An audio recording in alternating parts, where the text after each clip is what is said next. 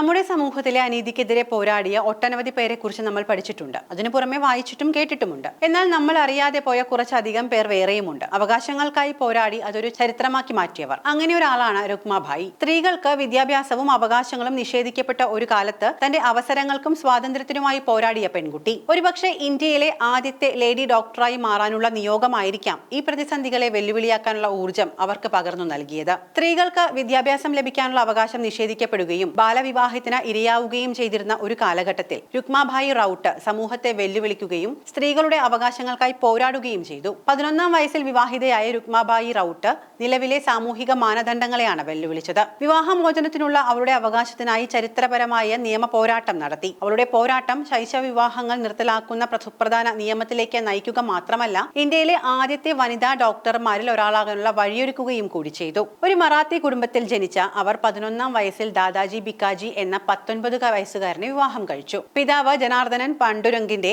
മരണശേഷം അമ്മ ജയന്തിഭായി പുനർവിവാഹം ചെയ്തത് പുരോഗമനവാദിയും പ്രമുഖ സാമൂഹിക പ്രവർത്തകനും വൈദ്യനുമായ സഖാറാം അർജുനെ ആയിരുന്നു. രുക്മാഭായിയെ അവളുടെ രണ്ടാനച്ഛൻ അദ്ദേഹത്തിന്റെ ബന്ധുവിനെ കൊണ്ട് വിവാഹം കഴിപ്പിച്ചു. അവർ രുക്മാഭായിയുടെ മാതൃവീട്ടിൽ താമസിക്കാൻ തീരുമാനിച്ചു. സ്ത്രീകൾ പരമ്പരാഗതമായി വിവാഹം കഴിച്ച് ഭർത്താവിന്റെ വീട്ടിലേക്ക് താമസം മാറുന്ന പതിവിൽ നിന്നും രുക്മാഭായി വ്യതിചലിച്ചു. രുക്മാഭായിയുടെ വീട്ടുകാർ ആഗ്രഹിച്ചതുപോലെ അയാൾ പഠിക്കാനോ മെച്ചപ്പെട്ട മനുഷ്യനാവാനോ ശ്രമിച്ചില്ല. മാത്രവുമല്ല, വിവാഹം കഴിഞ്ഞ് 6 മാസം കഴിഞ്ഞപ്പോൾ തന്നെ 11 വയസ്സുകാരിയോട് ഗർഭധാരണത്തിനായി അവളെ നിർബന്ധിക്കുക കൂടി ചെയ്തു. ഇത് അവളുടെ വീട്ടുകാർക്ക് സമ്മതമായിരുന്നില്ല. ഭർത്താവ് മോശമായ ജീവിതം നടത്തി വഴിപിഴച്ച് കടം കൂടിയപ്പോൾ രുക്മാഭായി അദ്ദേഹത്തിനും കുടുംബത്തിനുമൊപ്പം താമസിക്കാൻ സമ്മതക്കുറവ് അറിയിച്ചു. ബിക്കാജിക്കൊപ്പം ജീവിക്കേണ്ട എന്ന അവളുടെ തീരുമാനത്തെ അവളുടെ രണ്ടാനച്ഛൻ പിന്തുണച്ചു. ഇത് 1885 ദാദാജി ബിക്കാജി വേഴ്സസ് രുക്മാഭായി കേസിലേക്ക് നയിച്ചു. ദാമ്പത്യാവകാശങ്ങൾ പുനഃസ്ഥാപിക്കണമെന്ന് ബിക്കാജി ആവശ്യപ്പെട്ടപ്പോൾ ഈ കേസിൽ റൌട്ട് നിസ്സഹായായ ശൈശവാവസ്ഥയിൽ വിവാഹിതയായ യുവതിയാണെന്നും അതിനാൽ നിർബന്ധിക്കാൻ കഴിയില്ലെന്നും ജസ്റ്റിസ് റോബർട്ട് ഹിൽ പിൻഹെ അഭിപ്രായപ്പെട്ടതായി ഒരു അന്താരാഷ്ട്ര മാധ്യമം റിപ്പോർട്ട് ചെയ്തിട്ടുണ്ട്.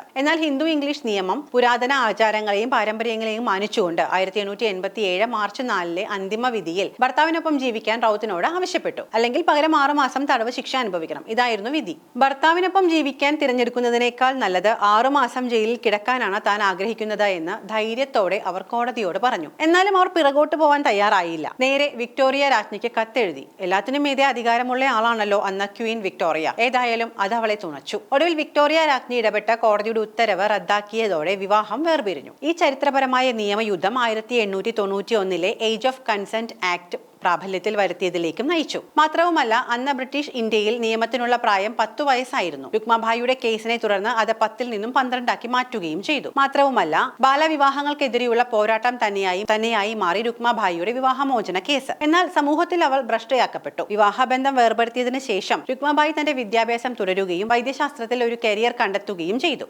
1889 അവൾ ഇംഗ്ലണ്ടിൽ മെഡിസിൻ പഠിക്കാൻ കപ്പൽ കയറി. പിന്നീട് 1889 അവർ ലണ്ടൻ സ്കൂൾ ഓഫ് മെഡിസിനിൽ നിന്നും ബിരുദം നേടി. MD എടുക്കാനായി ബ്രസീലിലേക്ക് പോയി. 1894 London School of Medicine for വുമണിൽ നിന്ന് ഡോക്ടർ ഓഫ് മെഡിസിൻ നേടി. റോയൽ ഫ്രീ ഹോസ്പിറ്റലിലും പഠിച്ചു. പിന്നീട് സൂറത്തിലെ വനിതാ ആശുപത്രിയിലെ ചീഫ് മെഡിക്കൽ ഓഫീസറായി സേവനമനുഷ്ഠിച്ചു.